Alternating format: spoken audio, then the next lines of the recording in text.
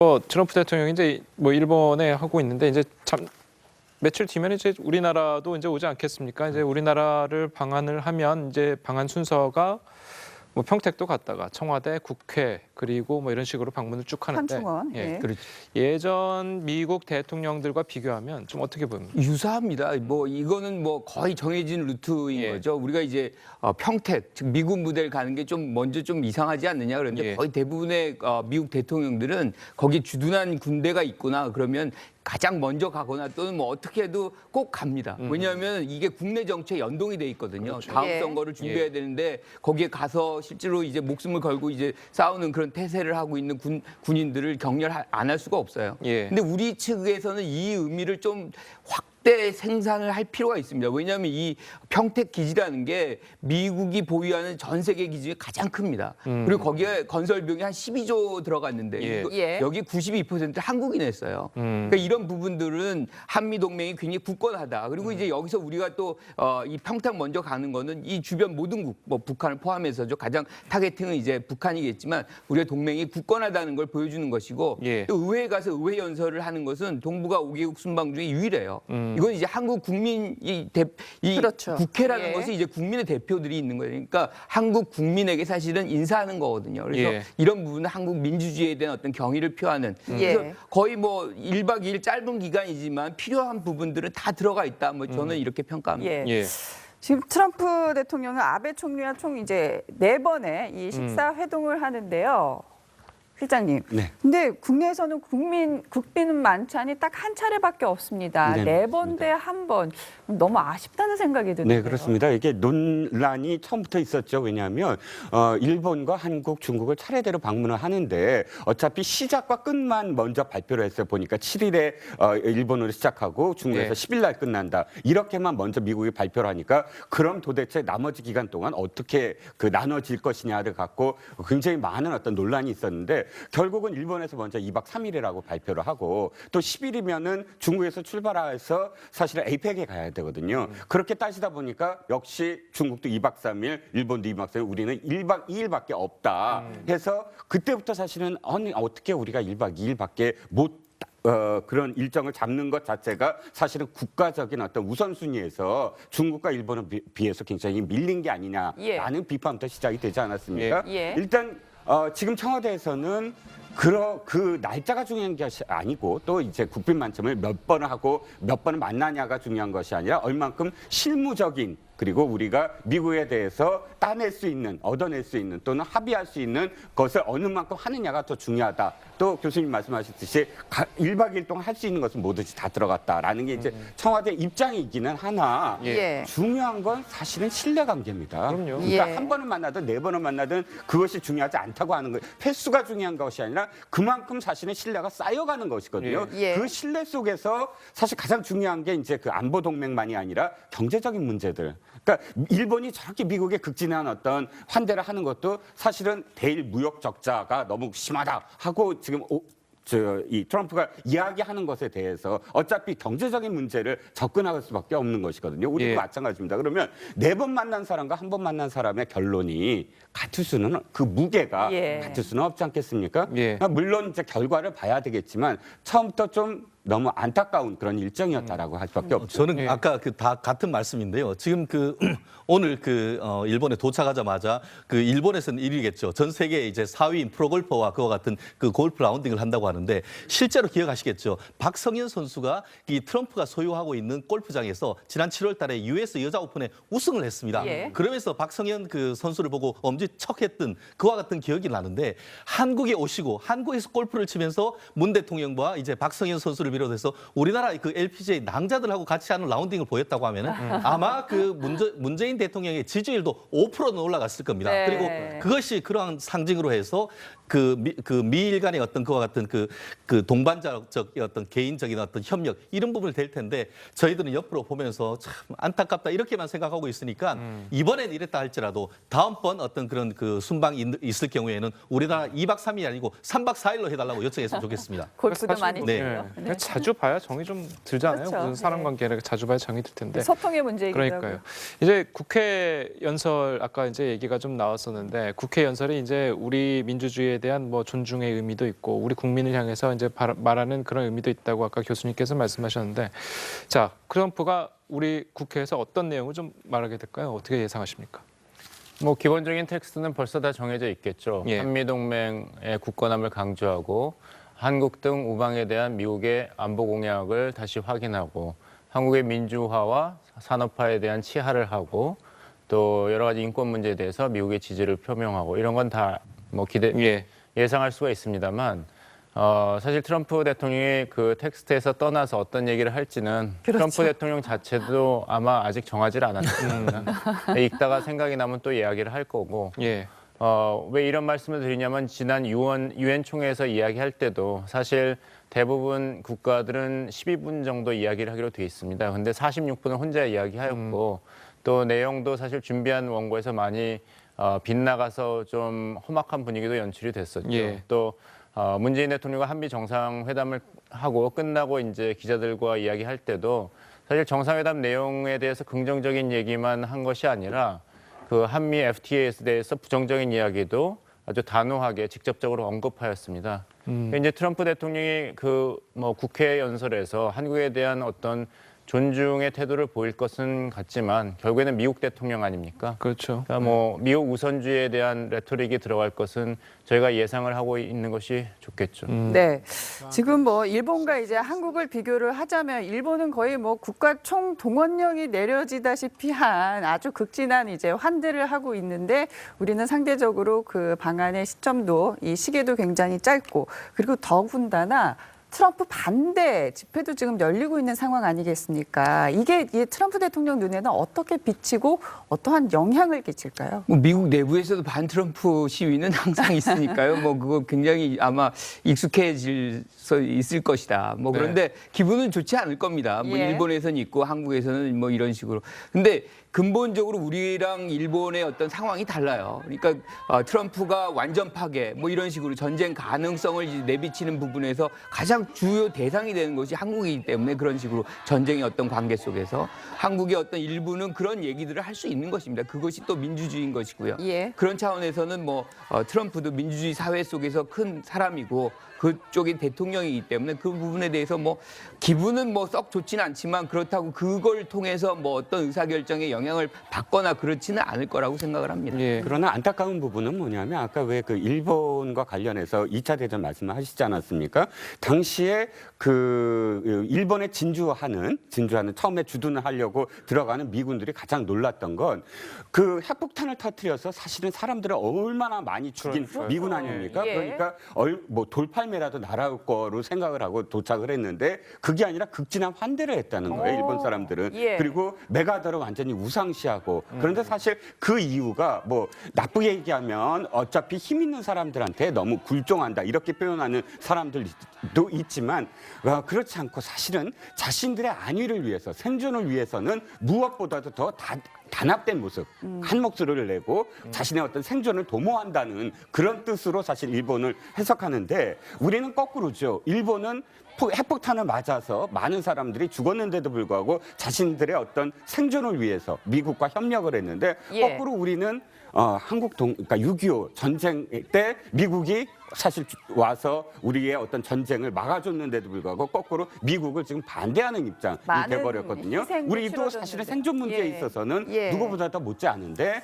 사실 이 위험이 북한으로부터 출발했는데도 불구하고 트럼프 또는 미국이 지금 전쟁을 조장하고 있다라는 식으로 해석하면서 사실 트럼프로 반대하는 것은 국가의 안위를 사실 진짜 생각하고 있나라는 비난을 받아 저는 마땅하다고 실제로 이 생각합니다. 부분 같은 경우에는 말씀하신 것처럼 6.25 때 제가 확인해 보니까 미군이 총 178만 명이 한국에 왔다고 합니다. 그중에서 한 4만 5천 명 가량이 우리 땅에서 사망을 했습니다. 예. 결국 그렇기 때문에 이번에 그 트럼프가 도착했을 때도 정말 그 예전에 그 동두천과 이게 제일 앞에 있었던 제2사단이 지금 있는 이 평택 기지에 가는 거 아닙니까? 한마디로 평택 기지에 가는 것은 국내용이라고 얘기했지만 한국에 있는 어떤 혈맹의 상징 아니겠습니까? 예. 그리고 실제로 1박 2일을 있고 제일 마지막에 가는 곳도 어딥니까? 현충원입니다. 예. 거기 또한 이제 우리나라의 어떤 6.25를 비롯해서 이 6.25 전쟁 때 산화했던 호국 영령들이 있던 그와 같은 혈맹을 상징하는 것 아니겠습니까? 네. 결국 그와 같은 미국 같은 경우에 와서 한국과의 어떤 동맹을 굉장히 강화하고 그와 같은 의미를 생각하고 있는데 거기에 다른 것도 아니고 이와 같은 유엔 그 연설 이후에 그 미국에서 그 북한에서 뭐라고 했습니까? 도널드 트럼프를 이름을 빚고 와서 도타드 트럼프라고 해서 미치광이 늙은 그런 것을 들고 지금 우리나라 지금 서울 한복판에서 반미 시위한다는 것은 입장 바꿔 나서 본인 어떤 그 잔치에 그와 같은 앞에서 얘기를 한다고 하면 오는 사람이 얼마나 사실 불편하겠습니까? 물론 민주주의도 좋고 다 좋습니다만 그와 같은 어떤 맥락에서 조금 어떤 의사 표현의 자유도 스스로 자제할 필요가 있다고 저는 생각합니다. 네, 알겠습니다. 다음 얘기를 좀 해보면요. 이 강경화 외교부 장관이 이 사드 추가 배치랑 이제 미국 미사일 방어 체제 편입 그리고 한미일 군사 동맹을 하지 않겠다고 한 이른바 산불 발언의 파장 좀 짚어보도록 하겠습니다. 먼저 강경화 외교부 장관의 발언부터 들어보시겠습니다. 우리 정부는 사드 추가 배치를 검토하지 않고 있습니다. 분명히 말씀드립니다. 또 미국의 MD 가입 관련해서는 북핵 미사일 위협 대응에 하기 위한 으로부터 대한민국과 주한미군을 보호하기 위한 자의적인 조치며 미 MD 체계 편입과는 무관합니다. 한미일 3국 안보 협력은 3국 간의 군사 동맹으로 발전하지 않을 것임을 분명히 말씀드립니다.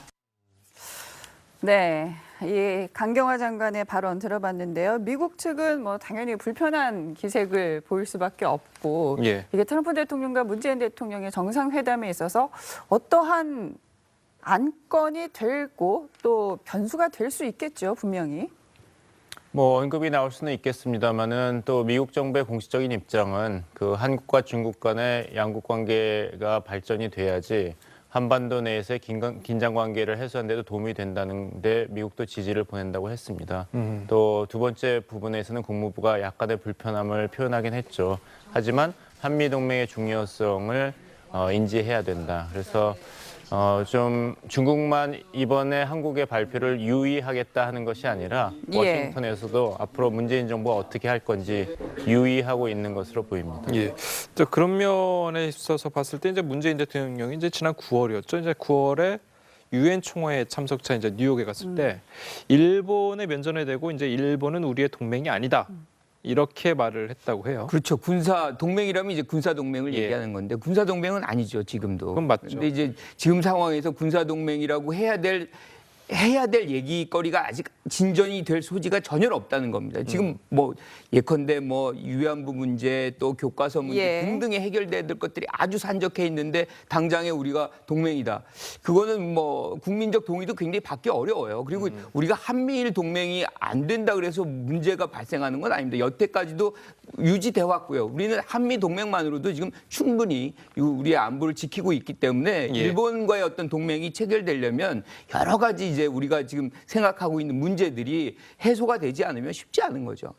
다만 하지만, 그 부분과 관련해 가지고는 이른바 우리가 외교적으로 얘기하는 전략적 모성을 통해서 우리의 국익을 우리가 챙겨야 되는 부분인데 강경화 장관이 이른바 산불 발언을 하고 며칠 전이었습니까? 그 싱가포르 언론과 관련해서 문재인 대통령께서 직접적으로 그 한미일 군사 동맹은 바람직하지 않고 더 나아가서 그 미국과 중국 사이에 균형자 외교를 하겠다라는 취지를 명확하게 밝혔습니다. 이와 같은 것이 어떤 문재인 그 대통령의 외교 전략이라는 것은 좋습니다. 그렇지만 그와 같은 것이 조금 더 긴 이번 5년이 아니고 더 긴 우리 대한민국의 이익을 위해서 과연 그와 같은 그 전략이 명확한 것인지 국익을 위한 것인지가 문제가 되고 있고 그러다 보니까 지금 보수 야당 같은 경우에는 이른바 산불 정책을 통해서 군사 주권을 포기했고 또 한미 동맹을 훼손한다. 결국 그 시점 타이밍이 굉장히 중요한데 지금 그 미국에서 대통령이 오는 그 시점에서 이와 같은 의사를 밝히는 것이 과연 이와 같은 그 국빈을 맞이하는 자세히 그 타이밍이 맞는가에 대해서는 상당히 비판적일 수밖에 없는 것이 아닌가 싶습니다. 자, 그 부분이 사실은 저는 강경화 외교부 장관이 발언한 것까지는 저는 어느 정도 우리나라의 외교부 장관으로서 입장을 밝힐 수 있다고 봅니다. 예. 문제는 뭐냐면 이거죠. 대통령까지 나서서 그걸 확인할 이유가 있었는가? 왜 여지가 필요한 거예요. 예. 사실 앞으로의 가능성 그런 여지는 우리가 말을 바꿨다라고 비난을 받을 상황에 이르러서는 안 되거든요. 자. 지금 1년을 돌아보시면 북한이 강하게 나올수록 사실은 문재인 대통령도 강하게 언급을 하고 또 최근에 제가 이 뉴스에서 바로 말씀드린 게 그러니까 문재인 대통령은 굉장히 잘한 점 하나가 한미일 동맹을 함께 그 자리를 정상회담을 하면서 성명을 발표한 거 굉장히 잘했다라고 저는 말씀을 드린 게 사실은 군사 동맹까지의 여지가 그때 보였거든요. 그리고 그런 어떤 여지가 있어야 사실은 앞으로도 이 한반도 문제에 있어서 우리가 진짜 원하시는 대로 균형자 역할을 할 수 있는 가능성도 있는데 그것을 완전히 닫아버리고 뭐 균형자 역할을 한다? 그러면 우리의 레버리지나 카드 하나가 없어지는 거거든요. 그렇기 때문에 외교적인 어떤 문제에 있어서는 단언을 해서는 안 된다. 특히나 대통령이 이렇게 그런 건 절대 없다. 뭐 이런 식으로 발언을 하게 되면 굉장히 나중에 외교적으로 곤혹스러워질 수가 있다는 것이죠. 장관의 발언은 바뀔 수 있지만 대통령의 발언은 바뀌면 안 되는 것이거든요. 네. 그래서 대통령이 추가 발언하신 거는 적절치 못했다고 저는 생각을 합니다. 결국에는 뭐 고도의 양국의 이제 국익이 걸린 아주 중요한 만남이 되는 거고요. 결과적으로는 이게 뭐 표현이 그렇습니다만 기브 앤 테이크 아니겠습니까? 지금 어떻게 정리가 될까요? 한미일 군사 동맹이라는 부분에서 가장 이 한미일 동맹을 원하는 것은 미국이에요. 그러니까 미국이 원하는 부분, 우리가 레버리지를 지금 갖고 있는 부분이 일본과의 동맹을 할 것이냐 말 것이냐의 문제거든요. 이거는 어떻게 보면 굉장히 전략적인 부분이고 지금 우리가 당장에 한순간에 이거 한다 만다 얘기는 아닌 거거든요. 지금 한미 동맹을 안 한다로 얘기를 하는 게 아닙니다. 한미일 동맹 안 한다라고 얘기한 것이 아니고 지금 상황에서 지금 강경화 장관의 얘기 또 추가 사드 배치를 지금에 고려 안 한다는 것이고 MD 편입도 지금에 고려 안 한다는 것이지 상황 우리가 안보가 위협받는다면 언제든지 바꿀 수 있는 주권 국가로서 그래서 이 부분을 하나의 어떤 결정으로서 우리가 완전히 뒤집을 수 없는 결정으로서 판단하고 얘기하는 것은 오히려 주변국들이 원하는 바에 우리가 놀아나는 것일 수가 있어요. 우리는 주체 의식을 갖고서 그 부분들을 우리가 유리한 방향으로 해석하고 결정하면 된다고 생각합니다. 오히려 협상의 카드로 그렇죠. 쓸 수 있다는 그런 그렇습니다. 말씀이시네요. 문제는 그런데 이미 그 중국과에 있어서 이른바 이면 합의설이 나오는 것이 그런 것 아니겠습니까? 실질적으로 그 강경화 장관 같은 경우에 처음에는 그와 같은 합의를 했다라는 것에서 국내에서 비판이 되니까 그와 같은 의견 표명을 했다고 해서 살짝 바꿉니다. 그럼에도 불구하고 이것을 계기로 해서 중국 같은 경우에는 계속 한국을 압박하고 있지 않습니까? 실제로 이와 같은 그 한미일 동맹 같은 것은 경우에 따라서는 중국과에 있어서의 어떤 협상 카드로 쓸 수 있는 여지가 굉장히 있는 것인데 결국 아까 뭐 다들 말씀하신 것처럼 그 한미일 동맹을 미국이 요청한다고 했는데 그거는 굉장히 지극히 그 어떤 제3자적 입장이라고 생각합니다. 주체적으로 한국에서 봤을 때는 한국의 국익을 위해서 가장 유익한 것이 뭔지를 가지고 이렇게 그 카드를 써야 되는데 그 카드를 스스로 던져버린다고 한다는 것은 과연 그와 같은 전략이 바른지에 대해서는 비판의 여지가 근데 크다고 한 봅니다. 가지 사실관계를 명확히 해야 될 거는 우리가 입장 표명을 얘기를 한 것이 아니고 예컨대 중국이 산부를 얘기하고 그것을 약속했다라고 얘기를 하니까 우리가 이제 항의를 했죠. 그러니까 중국 정부가 이것이 약속이 아니라 입장 표명이었다. 중국 정부가 바꾼 겁니다. 네. 그리고 이렇게 약속이라고 얘기한 건 우리가 외교에서 배우는 일종의 트롤로프 기법, 수법이라는 게 있어요. 그러니까 합의된 내용을 자국에 유리하게 막 이렇게 확장해서 해석하고 그걸 기정사실화해서 그걸 그 방향으로 이끌어 내려가는 그런 수법인데 중국이 지금 그거를 쓰고 있는 것이거든요. 그래서 우리가 이런 걸 약속으로 계속 굳히면 그 수법에 우리가 중국의 어떤 수법에 우리가 놀아나는 것입니다. 그래서 이 부분은 우리가 지금 상황에서 입장 표명이 어느 정도 있었는지 우리가 정확하게 그걸 알지 못하고 이렇게 자꾸 얘기하는 것은 국익에는 도움이 안 된다고 생각합니다. 그러니까 사실 보면 미국 같은 경우에는 대통령이 센 발언을 하면 밑에 이제 참모들이 조금 약한 발언을 하고 참모들이 센 발언을 하면 대통령이 좀 약한 발언을 하고 이렇게 되는데 우리나라 같은 경우는 어떻게 좀 뭐 장단점이 있겠지만 좀 스트레이트적하잖아요. 뭔가 역할 예. 분담을 전략적으로 해야 되지 않냐 이런 지적도 나올 법도 한데요. 제가 걱정하는 것은 뭐 중국에 많은 양보를 할 수 있습니다. 사드 문제 때문에 한국이 시달린 것도 사실이고 예. 그 중국을 끌어들이지 않고는 한국이 한반도 이제 안보 상황에서 어떤 목소리를 낸다거나 중국의 협력을 구하기가 힘든 것도 사실입니다. 근데 문제는 우리가 이렇게 한보따리를 주고 무엇을 받았는가 이 셈을 좀 해야 될 것 같습니다. 과연 받은 게 무엇인가? 중국이 긍정적인 반응을 보인 것은 사실이지만 그것이 과연 긍정적이고 구체적인 한국이 원하는 중국의 정책으로 결과 지어질 것인지 예. 그게 확보가 되었는지 여기에 대해서는 문재인 정부가 대답할 준비가 되어 있는지 저는 그걸 좀 묻고 싶습니다. 예, 예. 알겠습니다. 오늘 네 분 말씀은 여기까지 듣겠습니다. 감사합니다. 잘 들었습니다. 감사합니다.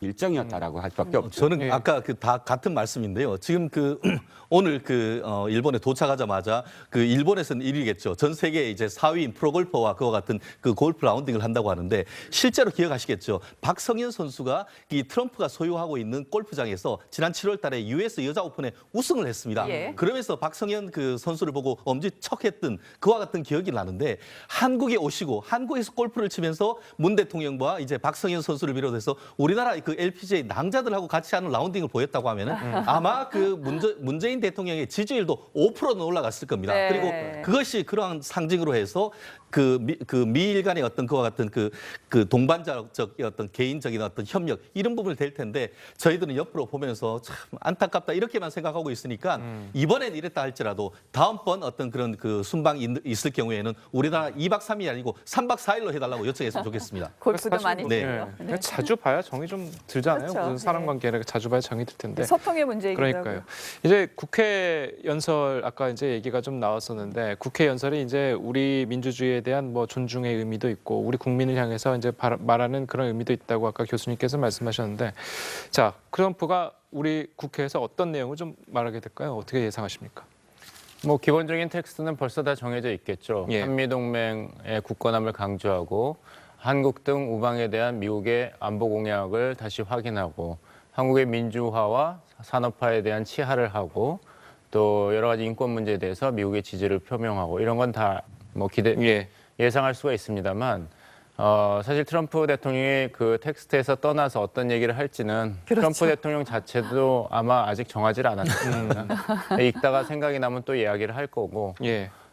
왜 이런 말씀을 드리냐면 지난 유엔 총회에서 이야기할 때도 사실 대부분 국가들은 12분 정도 이야기를 하기로 돼 있습니다. 근데 46분을 혼자 이야기하였고 또 내용도 사실 준비한 원고에서 많이 빗나가서 좀 험악한 분위기도 연출이 됐었죠. 예. 또 문재인 대통령과 한미 정상회담을 하고 끝나고 이제 기자들과 이야기할 때도 사실 정상회담 내용에 대해서 긍정적인 얘기만 한 것이 아니라 그 한미 FTA에 대해서 부정적인 이야기도 아주 단호하게 직접적으로 언급하였습니다. 이제 트럼프 대통령이 그 뭐 국회 연설에서 한국에 대한 어떤 존중의 태도를 트럼프 대통령이 이제 뭐 일본에 하고 있는데 이제 참 며칠 뒤면 이제 우리나라도 이제 오지 않겠습니까? 이제 우리나라를 방한을 하면 이제 방한 순서가 뭐 평택도 갔다가 청와대, 국회 그리고 뭐 이런 식으로 방문을 쭉 하는데 현충원. 예. 예. 그렇죠. 예전 미국 대통령들과 비교하면 좀 어떻게 봅니까? 유사합니다. 뭐 이거는 뭐 거의 정해진 루트인 예. 거죠. 우리가 이제 평택, 즉 미군 부대를 가는 게 좀 먼저 좀 이상하지 않느냐 그런데 예. 거의 대부분의 미국 대통령들은 거기 주둔한 군대가 있구나 그러면 가장 먼저 가거나 또는 뭐 어떻게 해도 꼭 갑니다. 왜냐하면 이게 국내 정치에 연동이 돼 있거든요. 다음 예. 선거를 준비해야 되는데 거기에 가서 실제로 이제 목숨을 걸고 이제 싸우는 그런 태세를 하고 있는 군인들을 격려를 안 할 수가 없어요. 예. 근데 우리 측에서는 이 의미를 좀 확대 생산을 할 필요가 있습니다. 왜냐하면 이 평택 기지라는 게 미국이 보유하는 전 세계 기지 중에 가장 큽니다. 그리고 거기에 건설 비용이 한 12조 들어갔는데 예. 예. 여기 92%를 한국이 냈어요. 그러니까 이런 부분들은 한미 동맹이 굉장히 굳건하다. 그리고 이제 여기서 우리가 또 이 평택 먼저 가는 거는 이 주변 모든 국, 뭐 북한을 포함해서죠. 가장 타겟팅은 이제 북한이겠지만 우리의 동맹이 굳건하다는 걸 보여주는 것이고 예. 또 의회에 가서 의회 연설을 하는 것은 동북아 5개국 순방 중에 유일해요. 이건 이제 한국 국민이 그렇죠. 국회라는 예. 것이 이제 국민의 대표들이 있는 거예요. 그러니까 한국 국민에게 사실은 인사하는 거거든요. 그래서 예. 이런 부분은 한국 민주주의에 대한 어떤 경의를 표하는. 그래서 예. 거의 뭐 1박 2일 짧은 기간이지만 필요한 부분들은 다 들어가 있다. 뭐 저는 이렇게 평가합니다. 예. 예. 지금 트럼프 대통령은 아베 총리와 총 이제 4번의 이 식사 회동을 하는데요. 실장님. 네. 근데 국내에서는 국빈 만찬이 딱 한 차례밖에 없습니다. 네, 네 번 대 한 번.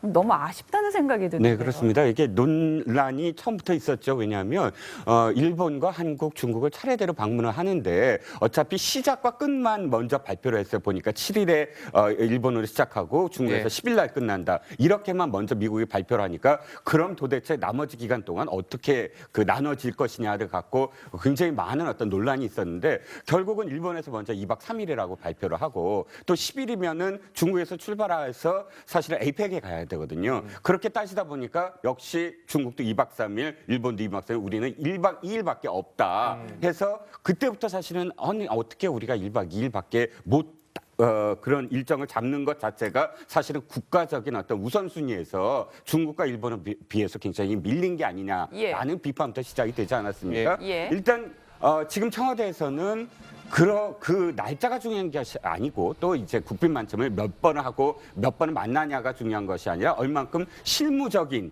그리고 우리가 미국에 대해서 따낼 수 있는, 얻어낼 수 있는 또는 합의할 수 있는 것을 어느 만큼 하느냐가 더 중요하다. 또 교수님 말씀하셨듯이 1박 2일 동안 할 수 있는 것은 뭐든지 다 들어갔다라는 게 이제 청와대 입장이기는 하나 예. 중요한 건 사실은 신뢰관계입니다. 그럼요. 그러니까 예. 한 번을 만나든 네 번을 만나든 그것이 중요하지 않다고 하는 거예요. 횟수가 중요한 것이 아니라 그만큼 사실은 신뢰가 쌓여가는 것이거든요. 예. 그 신뢰 속에서 사실 가장 중요한 게 이제 그 안보 동맹만이 아니라 경제적인 문제들. 그러니까 일본이 저렇게 미국에 극진한 어떤 환대를 하는 것도 사실은 대일 무역 적자가 너무 심하다 하고 지금 이 트럼프가 이야기하는 것에 대해서 어차피 경제적인 문제를 접근할 수밖에 없는 것이거든요. 우리도 예. 마찬가지입니다. 그러면 네 번 만난 사람과 한 번 만난 사람의 결론이 같을 수는 그 무게가 예. 같을 수는 없지 않겠습니까? 예. 물론 이제 결과를 봐야 되겠지만 처음부터 좀 너무 안타까운 그런